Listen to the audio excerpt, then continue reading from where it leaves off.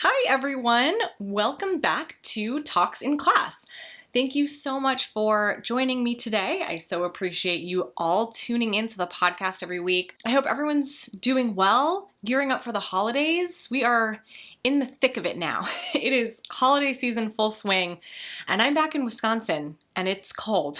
It is definitely winter, which makes it feel a little bit more like the holidays because obviously in LA it's sunny and beautiful, and that just doesn't correlate with the holiday season in my Midwestern kid mind. And we're doing all of the Christmas things now that I'm here at my mom's house. My mom and I decorated the tree when I got in, set up the Christmas Village sets. Did anybody else get these as gifts as a kid in the 90s? I swear the boomer obsession with collectibles was so strong because my mom collected like everything. All of those little collectible sets. My mom was fully on board. The Precious Moments figurines. I had the little circus train ones, if you know, you know. The angels with the wire wings and the snow, like winter collection. I think they're called snow bunnies. Those were cute, but so many collectibles, just like collectibles everywhere. Actually, I just looked and there's a snow bunny in my room. If you're watching on video, you can see I'm in my old bedroom at my mom's house, and there's a snow bunny right over there on a shelf. So this stuff ran deep in my family. So to stay on theme, obviously, I also got the Christmas Village sets, and there were a few different Christmas Village collections, maybe different brands, I think. I'm not sure which one I had, but I would get a new piece every year for Christmas from my grandmother usually. My favorite piece I remember was this ice skating rink, and it was like a, plastic ice skating rink, and it had magnets underneath the ice part, so you could stick the little figurines on the magnet and then it would make them move around. It made it look like they were ice skating, and I just thought that was so cool. So we still have a bunch of the little buildings that went in the Village sets, no ice rink, but the buildings. So my mom puts the little fake snow on the table with the little Village sets and the whole thing. So we're doing that, and obviously watching all the Christmas movies. We watched the new Hallmark movie last night with the guy who played Aaron Samuels in Mean Girls. And honestly, I'm just doing a lot of staying inside, cozy in my sweatpants, because even though I did live in the Midwest for over 20 years, I'm just not built for the cold. I don't like it. I don't do well in it. The snow's pretty to look at for a little while, but just the feeling of like the cold on my face, no thank you. It's not for me. So before we get into this week's episode, I will start with my what good happened as always. And that is that last week I was invited to a holiday party for a brand that I really love. And I don't go to a lot of events or like brand things. I feel like there are influencers whose work revolves around this kind of thing. It's more product focused. They go to a lot of events and like media things and things like that. And that's just not really me. It's not the type of content I create or the type of creator I am, I guess. But I've been to a few brand events, and I do enjoy them usually because I get to meet other creators and just like meet other people who are associated with this type of work. But this one was really cool because it was like very low key, small event, not like a huge loud party, which those aren't really my scene because I'm old and I don't like loud places, but also because I'm old and I like to be able to have a conversation. I literally sound like my mother right now when I used to drag her into Hollister and she'd say, I can't hear myself think. And my introvert tendencies can really take over sometimes when I'm getting ready for any sort of social engagement, and I get in this like, I don't want to go mood, like the urge to stay on my couch and my sweats is very strong. So I'm glad I went. I'm almost always glad that I went when I do go to things. And this one was really fun. So let's get into this week's conversation. I am so excited about this one, you guys. So let's just get right to it, okay? We are talking about a super important part of pop culture when I was growing up that really has faded away in a large part, I think, as media has changed so much in recent years, and that is movie soundtracks. And before we jump into that conversation, I do just want to give a quick reminder now that we are in the holiday season full swing, that now is a great time to try my clothing rental subscription service, the Jenna Stylebox, if you have not tried it before. It's just an easy and cost-effective way to add variety into your wardrobe, especially during times like the holidays when we have events and just more social engagements in general, without having to buy clothes that you may not necessarily get that much use out of all the time. And your first month is always completely free. There are no strings attached. You do not need a code or anything to redeem it. Just go to jennabarclaystylebox.com, click Get Started, and that first month will automatically be applied. So if you have not tried it yet, start it now. You can rent a few new looks to ring in the new year. And if one of your New Year's resolutions is to maybe clean out your closet, you can keep the variety there even as you purge some old things.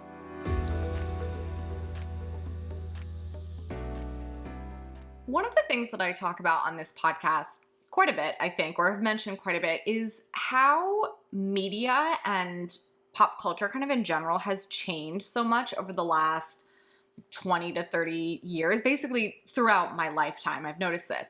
But I think especially in the last 10, 15 or so years, the way that we consume media and interact with pop culture has just made this massive shift.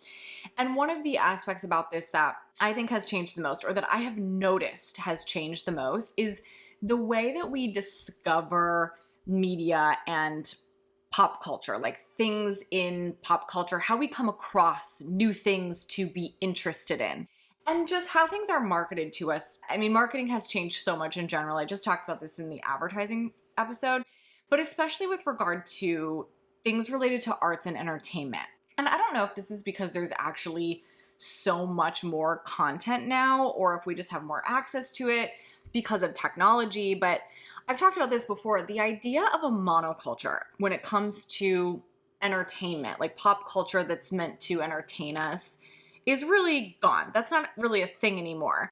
Things aren't these big events that they were in the past that I can remember when I was a kid or a teenager. You know, now a huge movie that might have cost a studio, I don't know, millions, tens of millions of dollars can come and go to Netflix or whatever streaming service without a lot of people even hearing about it. And that would have been absolutely unheard of when I was a kid. When there was a big movie, I don't care if you liked dinosaurs or not, like you went to see Jurassic Park, right? Like these movies were not just part of pop culture and entertainment. They were big cultural events that kind of everybody knew about. And now these movies just come and go all the time. People are quietly discovering new bands all the time through trending TikTok audios or these very curated algorithm-based Spotify playlists that are made just for them based on their specific music taste on that app, that platform. And unless your algorithm specifically indicates that you might also be interested in that specific band or, you know, that specific direct to Netflix movie, you might never even know about it, especially music, I think. And instead of these kind of big entertainment events, like a movie star's new film, right? Or even the idea of a movie star, like a movie star just being in a movie made it a big event. Or a popular music artist releasing a new album, unless we're talking about Taylor Swift or Beyonce, or even somebody really famous being on the cover of a magazine like Rolling Stone or Vogue. And now we just have a constant, overwhelming, I think at a lot of points, flow of new content just constantly being churned out across all of these different platforms, all of these different, portals that we can find content and entertainment. So instead of it being, this is a huge movie with a huge movie star or multiple big movie stars. So we're going to promote it everywhere and we're going to plaster the poster on billboards and do radio spots and show the trailer on TV in between these other popular shows and maybe cross promo with a popular musical artist to release a track from the soundtrack and have the stars do a press tour where they go on all the daytime talk shows that are hosted by these people that you know, right? Because this is a major entertainment event. Like instead of that mindset, the mindset for a lot of Current entertainment, I feel like, is more along the lines of this will reach who it's meant to reach. This will find its people, you know, it's not for everybody. It doesn't need to be. We're just gonna like release it and it'll find its audience. And we do have a few examples, I think, still of these big event entertainment, right? Taylor Swift's tour, obviously, Beyonce too. I think these are the best examples that I can think of in any recent years. There have been a handful of movies maybe that have sort of touched this, probably pre-pandemic. I'm not really sure about post-pandemic.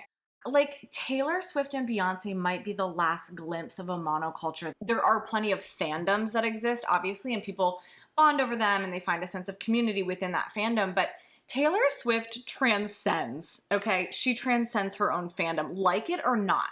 It doesn't matter. I'm actually pretty neutral on Taylor Swift. I'm not a Swiftie, I will say that. I don't dislike her either. Please don't come for me. I like her music. It's fine. But I don't go out of my way to like know what she's doing. I don't follow her career. I don't follow her personal life. I don't really know. Like I couldn't probably name more than a handful of songs, but I would know them if I heard them and I liked them. You know what I mean? But that did not matter this past summer. I didn't have to seek out Taylor Swift information or Taylor Swift anything because it was everywhere. I was bombarded with it constantly, and I have never signified to any algorithm that I'm interested in this content aside from being a 36-year-old white woman. But this is how I remember a lot of popular culture and entertainment feeling when I was younger, right? Like everything was like this. It didn't really matter if you were interested in it or not. If it was popular at the time, if it was being promoted at the time, you were going to see it. And you'd probably go see the movie too, because like, what else were you going to watch? And I feel like this was really up until about 10, 15 years ago. Like the rise of streaming, I think really changed this. And these pop culture projects really is what they were. They were projects, they were properties, a movie, an album, a TV series, whatever, something that somebody was producing in order to ultimately make money. They would enter the zeitgeist in a way that I just feel like a lot of things don't anymore. And one of the best examples of this, I think, are movie soundtracks. The thing about movie soundtracks that is so fascinating to me is that they existed as both part of the movie, especially if it was like a huge blockbuster with big stars or a big director or whatever. But they also existed outside of the movie as their own kind of pop culture entity all by itself. And I'm not just talking about the movie soundtracks for musicals or movies that were focused on the music. Those are obvious, right? This is kind of the first type of movie soundtrack. It's a collection of songs from a movie that was about music in some way. These movies existed because of the music and not the other way around. So for those, a soundtrack is a natural extension of the movie. And of course, these types of movies had some of the best soundtracks and the most famous ones, obviously. Musicals like Grease or Moulin Rouge. But then there were non-musical movies that were about music also. So in those movies, it's like the music almost plays a character. Saturday Night Fever is the most obvious example of this for me, and probably one of the movies that kind of launched the movie soundtrack into the pop culture stratosphere. Like that movie could not have existed without the music that made it what it was. And people loved it because of that factor, because of the music. The Saturday Night Fever soundtrack was one of the best-selling records of all time. Like, not just soundtracks, just records in general, because it was pop music. It just happened to come from this movie. And in the 90s, Disney movies, like, you want to talk about incredible soundtracks? 90s Disney songs had no business going as hard as they did, because some of those movies had some of the best soundtracks I've ever heard in my life. My Lion King cassette tape, it was white, and it came in this big plastic case with like other Disney cassette tapes. My Lion King cassette tape was literally worn out because I played it so much. But even beyond these kind of more obvious movie soundtrack movies, there were normal, non-music focused movies that also had amazing soundtracks. And when I was a kid, it seemed like everything had a soundtrack, like everything from teen movies to dramas to weird indie movies. They all had a soundtrack and you could find it at the store. And a good soundtrack could skyrocket your movie. Even just one good song could skyrocket your movie into pop culture, into like a whole new level of popularity within pop culture. I remember going to the store, you know, to look at CDs as a kid in the 90s. We'd go to Best Buy or Walmart or Sam Goody or whatever, and there would be a whole section dedicated to soundtracks. There would be soundtracks for normal, non-musical movies, just like a typical movie that would make Billboard charts all the time. I mean, that was a very common thing. And if you think about it, this was brilliant marketing for both sides, because you'd have a studio putting a bunch of money into a movie, and they'd do all the usual advertising and marketing for the movie. You know, you'd have trailers and you'd have a press tour and whatever. And hopefully there would be some big name attached to the movie, a movie star or a big director or both in a lot of cases. But then if you could also get some popular artist, some big name musical artist to do a song for your movie soundtrack, done. That song was forever attached to your movie. And this is kind of the second type of movie soundtrack that I think of in my mind. And to me, this is the most important, the most iconic. These have created some of the most lasting memories in my mind, because this was everywhere in the 90s. A movie would come out that would have, you know, some song on the soundtrack that was featured in the trailer. It usually played over when the credits rolled, and it would become a popular song on its own. Like, you'd hear it on the radio, it would be everywhere, like instantly popular. But it also kind of functioned as like the theme of this movie. And every time the radio would play it, the DJ would say, and this is Celine Dion with My Heart Will Go On from Titanic. And just forever joining that major hit popular song with a major hit popular movie in the mind of the public, everybody. And this worked brilliantly. I mean, it happened all the time for a reason. It's actually crazy to think about how many songs I remember loving from childhood that were songs from major movie soundtracks. My Heart Will Go On from Titanic instantly comes to mind, obviously, because I was the perfect age when Titanic came out to just go absolutely feral over Leonardo DiCaprio, and by extension having an obsession, like an unhealthy obsession with everything having to do with Titanic, which is so morbid, but including that freaking song. Funniest thing about that Titanic soundtrack, like the actual full soundtrack, not just that song, if you are of a certain age, you probably remember this.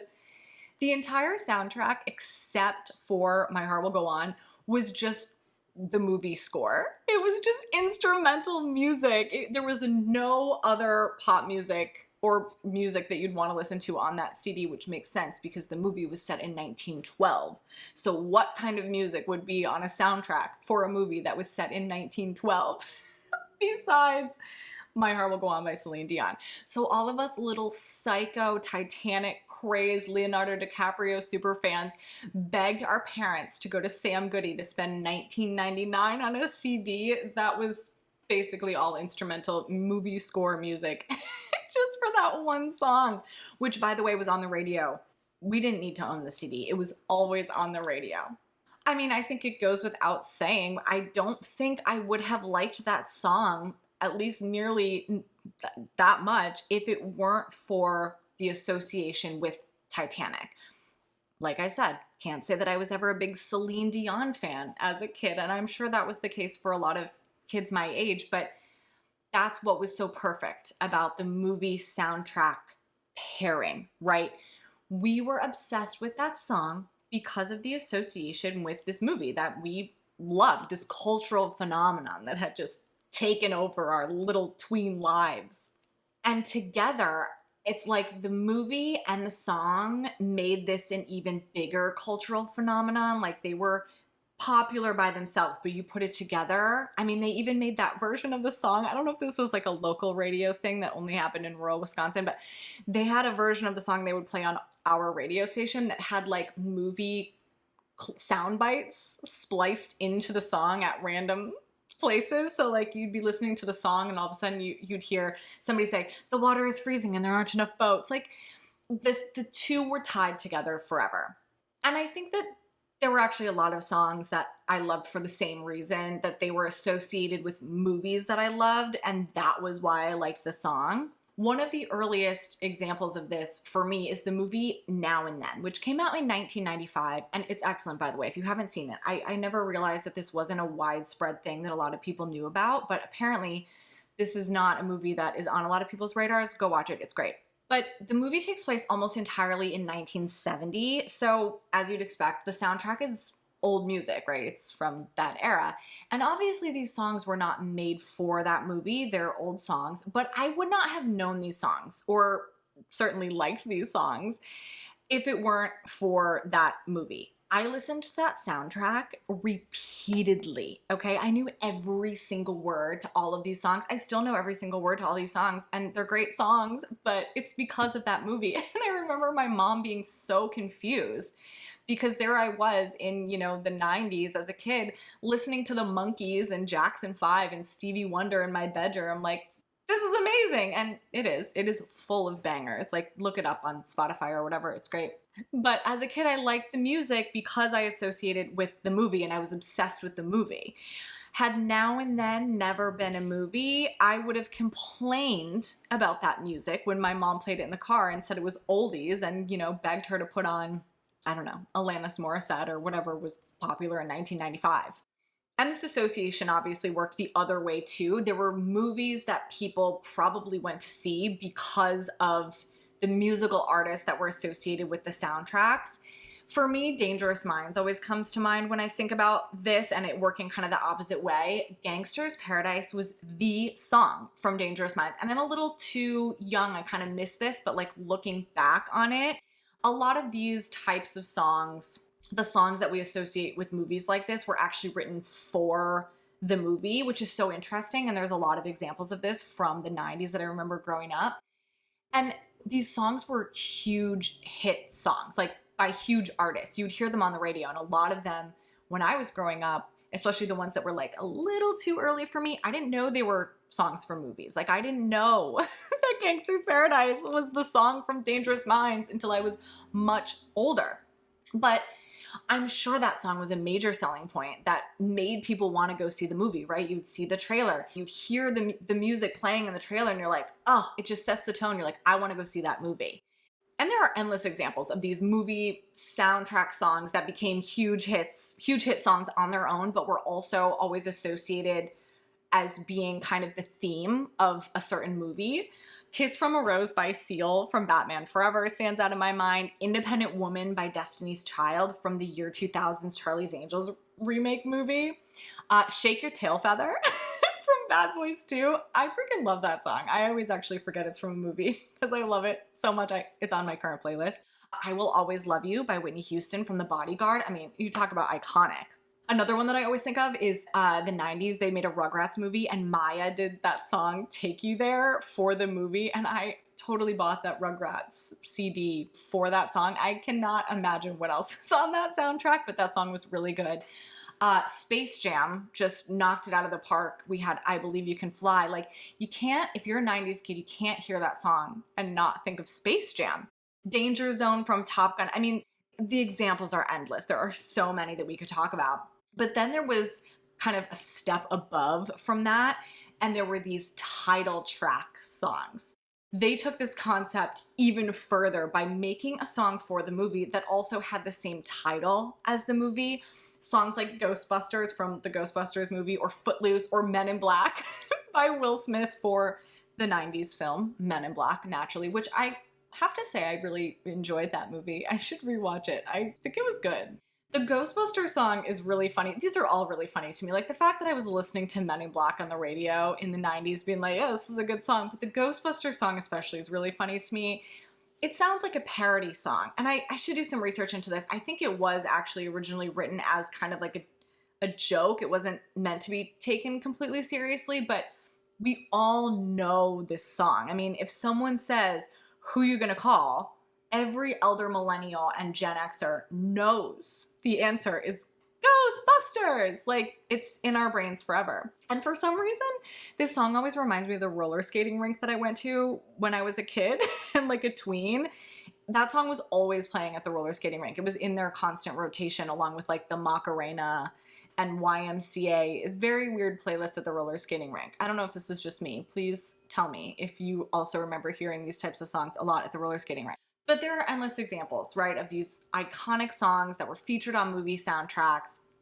And whether the movie was popular first or the artist was super popular and then was featured in a movie or both, regardless of how it happened, these movies and these songs will always be associated together in our minds, in the minds of the public. But then there was another category of movie soundtrack that was also great, but a little different. It was movies that weren't about music. They weren't musicals. They weren't about a musical artist's life. You know, it wasn't 8 Mile or Selena. They didn't rely on the soundtrack in that way, and they also didn't have a theme song. Nobody wrote a song specifically for the movie. There wasn't kind of that one song that defines the movie forever in everybody's mind.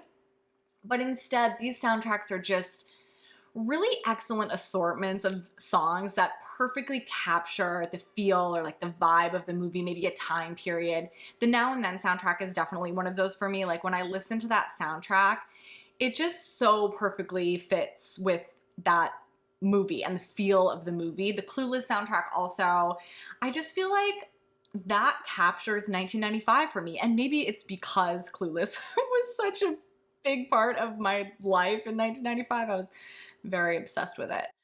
Can't Hardly Wait is another one. I feel like everyone forgets about this movie. It's from 1998. Jennifer Love Hewitt, Ethan Embry. And speaking of Ethan Embry, oh my God, Empire Records, talk about an amazing soundtrack. Oh my God. But different. The Can't Hardly Wait and Empire Records, great 90s kind of teen movies. Can't Hardly Wait is a very typical teen party movie, like last day of high school, big party, typical teenage kind of cliche characters. The soundtrack though is just the perfect soundtrack for the feel of that movie, right? A teen party movie. It has Blink-182, it has Tricky by Run DMC, it has Third Eye Blind. It's just this mix of songs. Can't Get Enough of You Baby by Smash Mouth. That's probably the closest song to a theme song for that movie. But it's great. It's a great soundtrack. It's a collection of songs that my friends and I would have put on a mix CD and played at a party in high school. Empire Records, so 90s. The soundtrack, it has the Cranberries, Better Than Ezra, Gin Blossoms. I mean, it perfectly captures the movie too. It's a movie about a group of teens in the 90s who work at a record store. And, you know, most of them are kind of weird, alternative, they're outcast kids.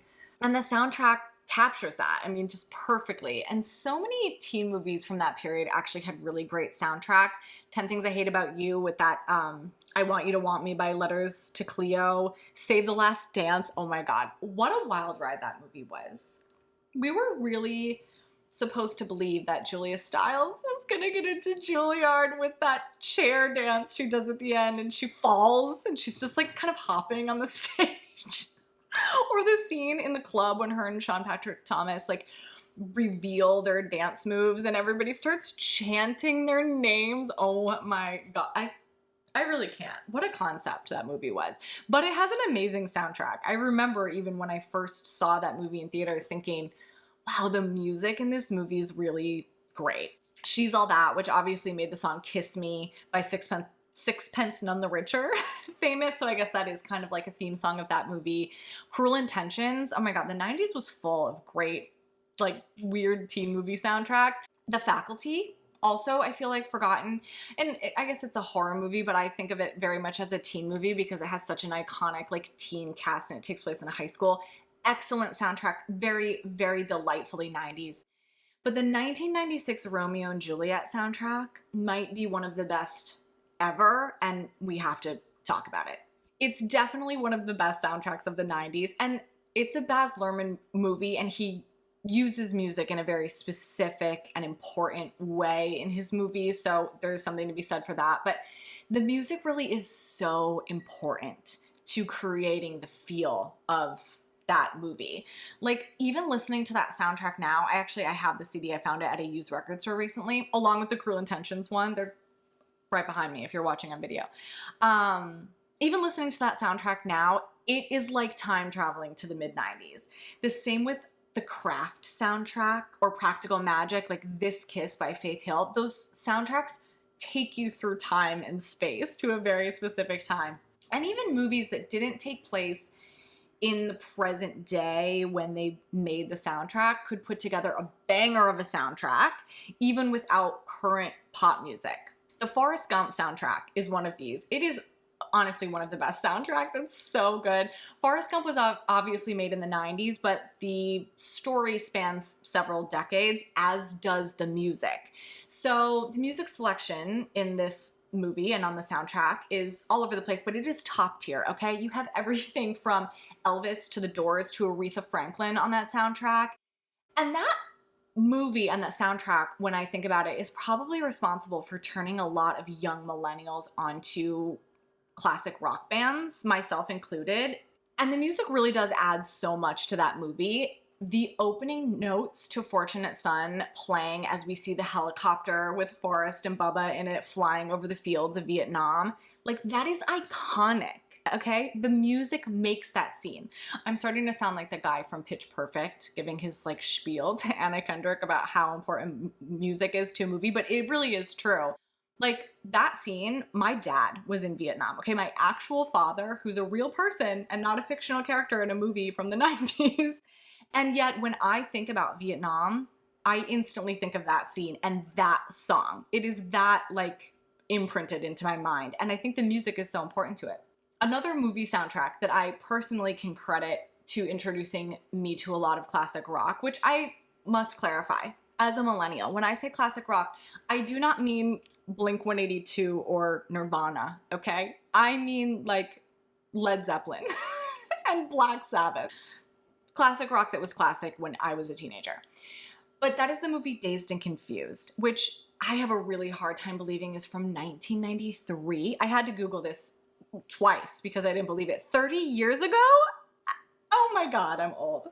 Anyway, I freaking loved that movie as a teenager. I still love it. It's so good. It's such a great teen movie about doing nothing. And the soundtrack is so good. Even if all of the individual songs on the soundtrack aren't that great, they add so much to the movie, and the way that they're used in the movie is just so good. And so many of the songs from that movie, but especially Sweet Emotion by Aerosmith and School's Out by Alice Cooper, these songs will always remind me of that movie because of the soundtrack. And obviously there are really endless examples of this. I could go on and on and on, but as always, I'm gonna leave you with a list. And this was very, very difficult for me to narrow down, but this is my top 5, not best or favorite, but most memorable movie songs from the 90s, for me personally.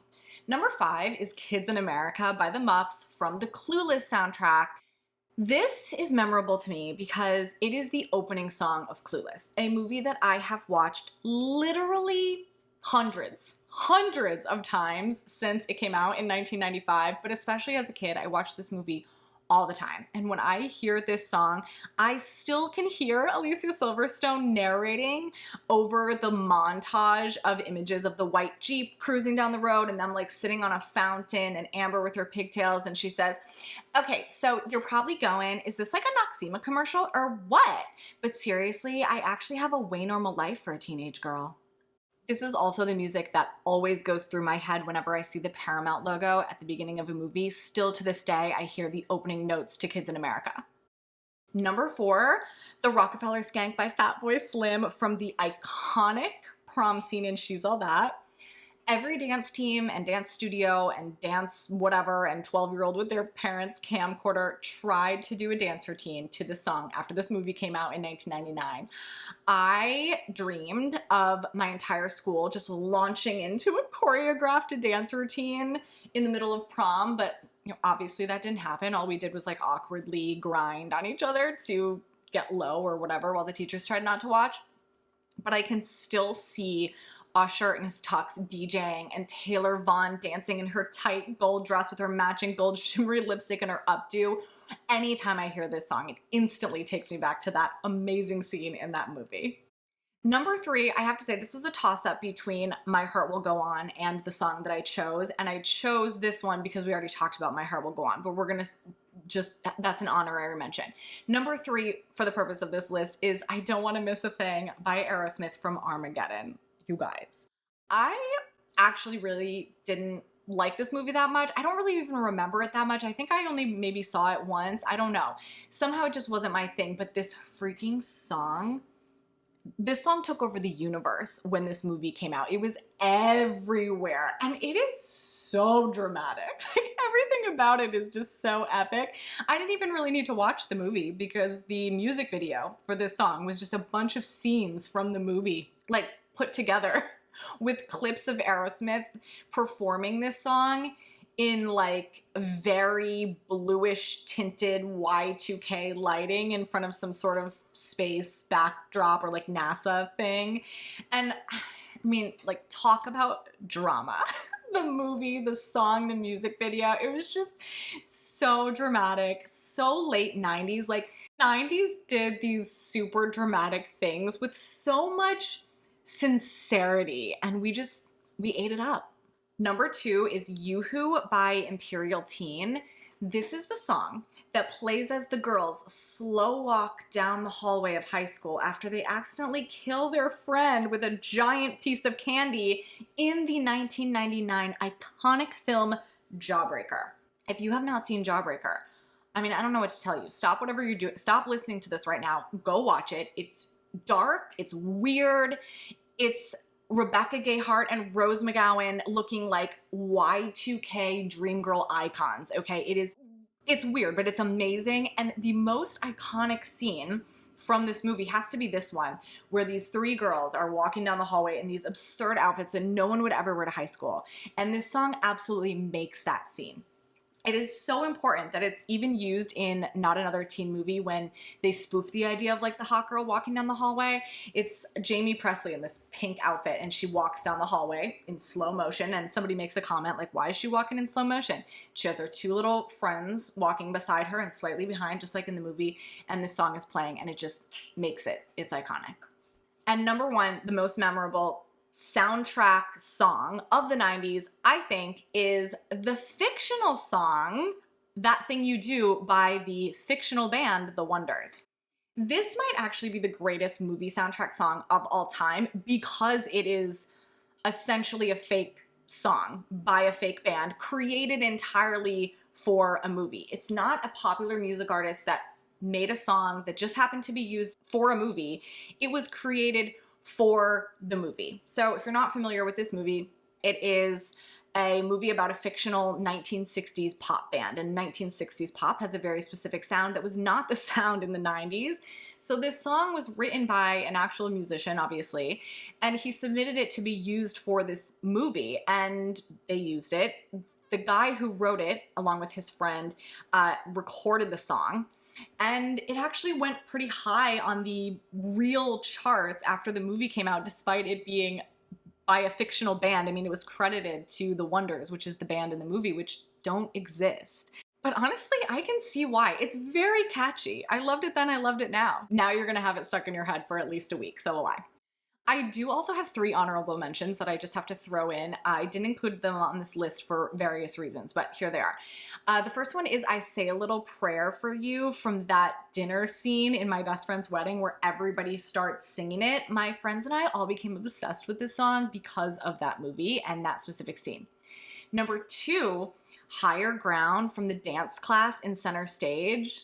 You guys, I didn't include this on the list because the movie was technically from the year 2000, so it doesn't qualify as a 90s movie, but otherwise it would have been there because I was a dancer. I was in dance class, dance team, whatever. When I tell you that when this movie came out, every single person tried to learn that dance and then tried to create a routine to this song. Like, this song probably had some sort of like Kate Bush Stranger Things effect from that movie where everybody, like a whole new generation, discovered it, myself included, and we all tried to use it in our dance routines. Iconic. And my last honorable mention, very important, Ain't No Mountain High Enough from Stepmom. I mean, what a depressing movie, but that song, I was obsessed with it. All my little friends and I were obsessed with it. We sang it constantly. I think I actually also bought the Stepmom soundtrack for that one song and never listened to any other song on the album. If you need more of this, I have a Spotify playlist called Music from the 90s Motion Picture, full of songs from 90s movie soundtracks. These were all submitted by you guys, by other people, back when I used to do Friday questions every week on Instagram. So the question one week was, what was your favorite movie soundtrack from the 90s? And I took all of the submissions and I compiled a playlist with a bunch of songs from those submissions. So you can just search my name, Jenna Barkley, on Spotify, or you can search the playlist. It is called Music from the 90s Motion Picture, and find that along with a bunch of other playlists that I have on Spotify. As always, thank you so much for joining me for this episode. I hope you all enjoyed it. If you did enjoy it, maybe share it with a friend or share it on your social media. However you share, I really, really appreciate it. I can't tell you how much it helps me and means to me to see you guys sharing episodes and stuff of the podcast that you enjoy. I will be back next week, so until then, don't forget to rate, review, and subscribe so you never miss an episode. I'll talk to you then. Bye.